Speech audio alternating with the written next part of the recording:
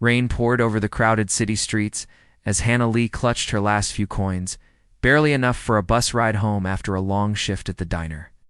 Her shoes were soaked, her uniform smelled of coffee and grease, and her stomach growled from skipping dinner again. When the bus finally arrived, she stepped on, dropped her coins into the fare box, and moved to the back. That's when she noticed an older man step in behind her, gray beard, worn coat, eyes that carried the exhaustion of 1,000 storms. "Sir," the driver barked, "fare, please." The man patted his pockets helplessly.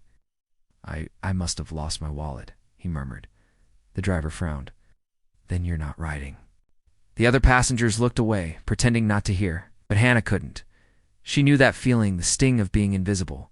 Quietly, she stepped forward. "I'll pay for him," she said, dropping her last few coins into the box. The driver shrugged and waved them through. The old man smiled weakly. "You didn't have to do that, young lady. It's just a bus ride," Hannah replied.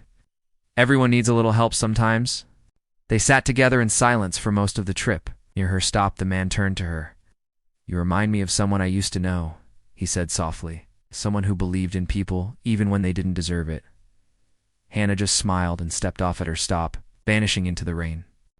The next morning, when she arrived at the diner, a sleek black car was parked outside.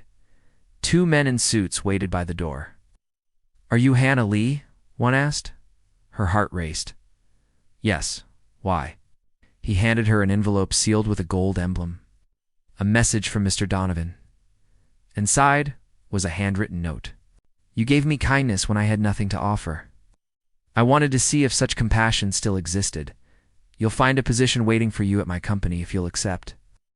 James Donova, her eyes widened. James Donovan, the reclusive billionaire known for his charity foundation. The old man from the bus was him. Within weeks, Hannah began working as a personal assistant at his foundation, helping distribute funds to struggling families.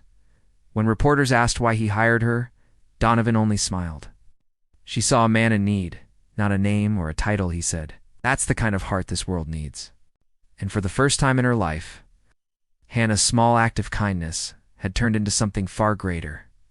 A second chance at life, born from a single bus fare.